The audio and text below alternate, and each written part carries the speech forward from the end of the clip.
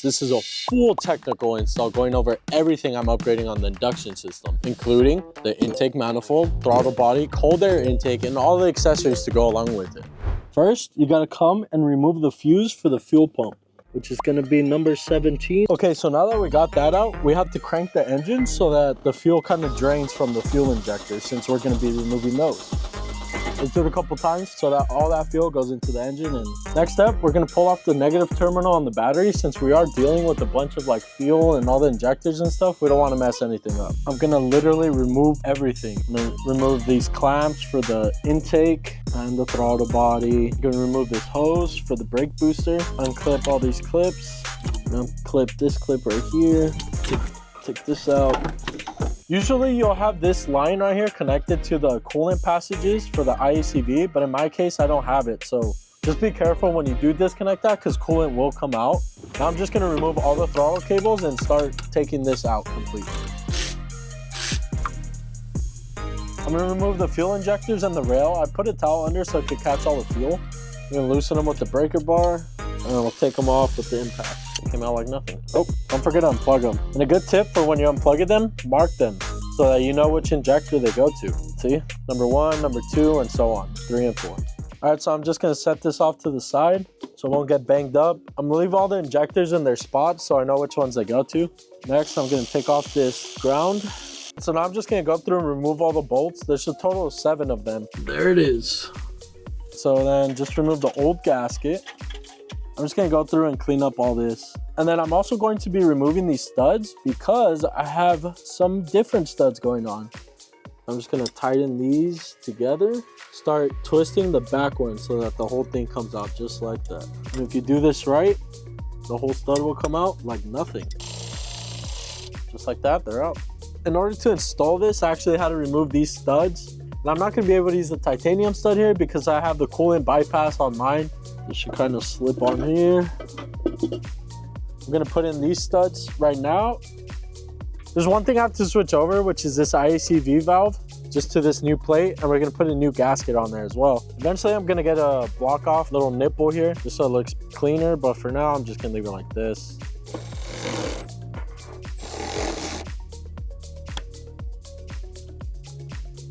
I'm gonna put the TPS sensor on right now. I'm not gonna tighten it all the way. I just kind of want it there loosely because we still have to clock it and calibrate it when we put everything back on. And just the throttle cable bracket, and we're good to install it onto the manifold.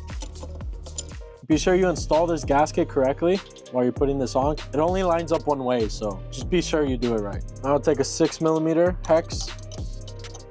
Man, this is all starting to come together. God, so sick.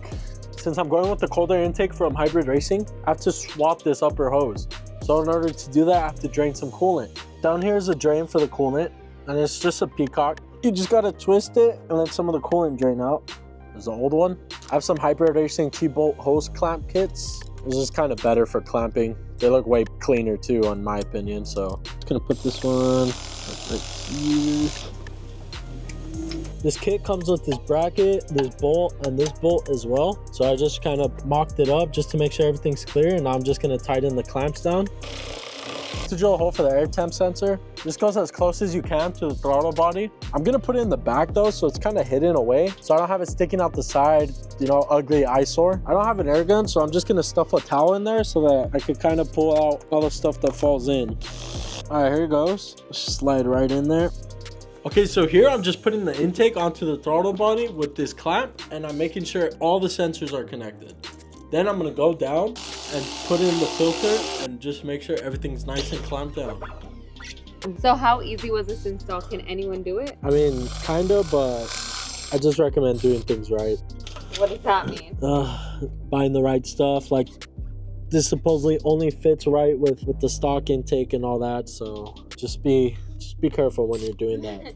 So next thing I'm gonna do is take off the throttle cable because we're installing that shorter one. And then I'm deleting the cruise control because our new throttle body, we can't use it anymore. So it's just gonna sit there and I don't want it in my engine bay. So we're taking that off next. So before you do this, there's gonna be a bunch of clips on it, like here, and a couple clips in here. And then clips in the back that you just have to slide this thing forward and it'll pop off of those back clips. I'm just gonna remove this bracket right here. Okay, and then in here, holding in the module, we have, looks like 2 bolts. There's one on this side and there's one up here. And once we get those off, we should be able to remove the whole module. Don't forget to unplug this clip right here. Throw the clip off to the side, and then this whole module should just come right out. Next, we're gonna do the throttle body, and it's gonna be back here in the firewall. Let me get you a closer look so you can see what I'm talking about. As you can see, there's 2. There's a blue and then there's a black one. That black one's the one that we're gonna wanna get. So what we're gonna do is grab this wing nut right here, twist it until it clicks, and then you'll be able to pull that out. Now we gotta go inside and disconnect it from the actual gas pedal. Next thing you wanna do is come to the gas pedal and go up, and there's gonna be this clip. All you have to do is pull this white part forward and it'll clip it out, move the cable out of the way, and you'll be able to pull that out all the way. Now that we did all that, you should be able to just pull it up. Also, thing to note, because I lost a piece, there's a rubber seal that goes around this edge. Mine fell down and I gotta find it later, but I recommend switching that over to this one so no water and stuff like that gets inside of your car through that little hole. Just clip back on your fuel injectors and then good to go. And then next, I'm gonna calibrate the TPS. At this point, I just took off this cross brace because it was in the way of me trying to calibrate the TPS sensor. So now we're just gonna calibrate this. The red is on the middle and the black is on the end. Yes. Super secret mad scientist work. We're at 48.3. So you want it between 48 and 0.5. So 0.48 volts or 0.5. So right now we're perfect. We're gonna leave it at 0.48. Tighten these and then double check it again because it will move. So if you want, I would recommend holding this in place and then tightening these down. That way you can get an accurate reading for the voltage. Then you might need help, so I'd recommend grabbing somebody so they can hold that while you kind of twist this and tighten it down.